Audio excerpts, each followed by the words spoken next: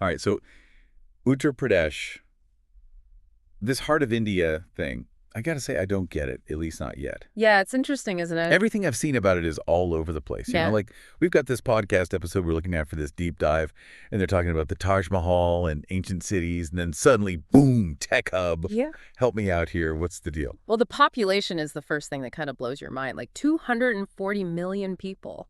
That's more than the entire country of Brazil. It's the most populous state in India.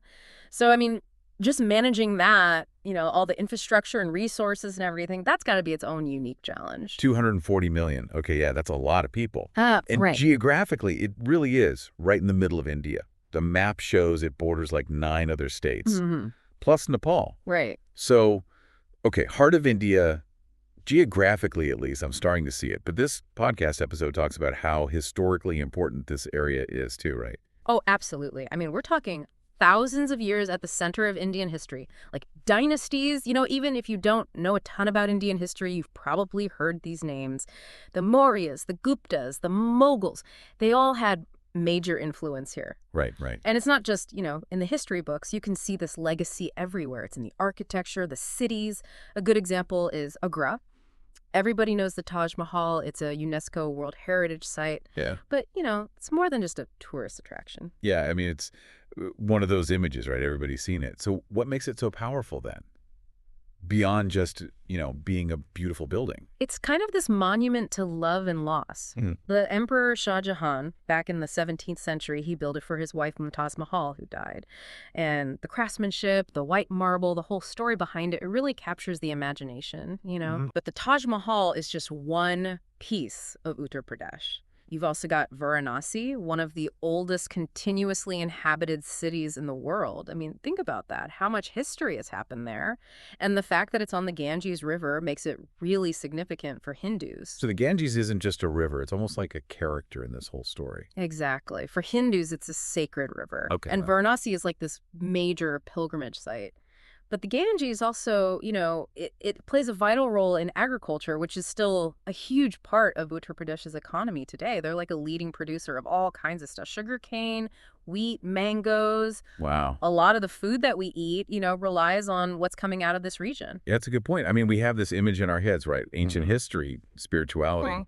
But the Uttar Pradesh of today is also playing in the global economy in a big way. Oh, yeah, and they're working to make that even bigger. Like Noida, for example, it's near Delhi, and it's become this major tech and industrial center. Global companies are setting up shop there, They're attracted by the skilled workforce, business-friendly policies, and the podcast even talked about these massive expressway projects, like this Provençal Expressway, It's all about improving infrastructure, connectivity. Like, they are really planning for the future. Kind of fascinating, this mix of the old and the new, Yeah.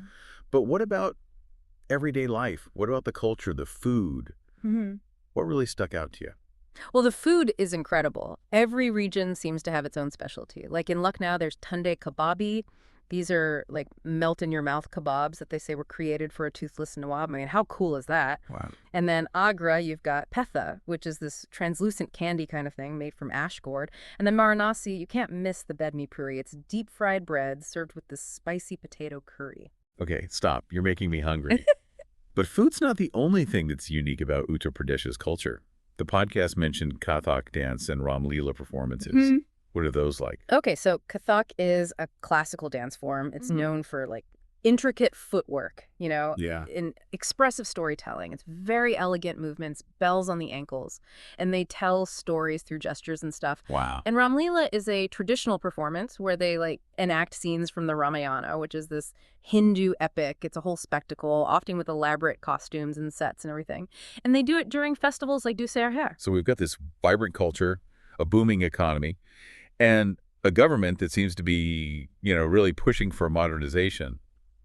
But the podcast also mentioned some challenges, right? Yeah. What were some of those? Well, like a lot of areas that are developing really rapidly, Uttar Pradesh is dealing with pollution, poverty, and unemployment. And the fact that the population is so huge, that makes these problems even more complicated. And then there are also concerns about crime rates and social inequality. It's like a reminder that progress doesn't always reach everyone equally. Right. And it's important to acknowledge those things. But the podcast also talked about some things that are being done, Yeah. right, to try to address these issues. Yeah, there are all kinds of programs focused on social and economic development. One that stood out to me was this one district, one product scheme. It's designed to promote local crafts and agricultural products, which is a great way to create jobs and kind of boost the rural economy. Yeah. The idea is to leverage each district's unique strengths and specialties. It's kind of like a microeconomic development strategy. That's really interesting. It seems like they're trying to walk this line, right, Yeah. between rapid growth and also trying to make it sustainable and inclusive. Yeah.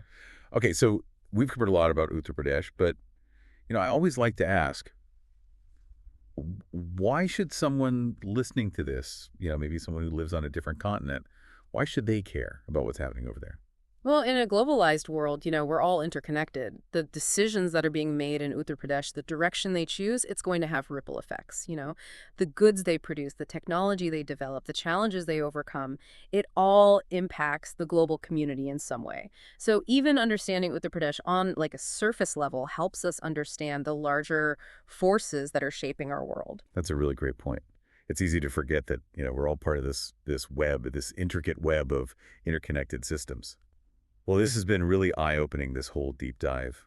Uttar Pradesh truly is a land of contrasts. I mean, you've got ancient history right alongside these modern aspirations, spiritual centers and bustling cities all kind of existing side by side. It's really something. So what surprised you the most about Uttar Pradesh? And what would you want to learn more about? Let us know in the comments. And until next time, keep exploring. Yeah, thanks for listening.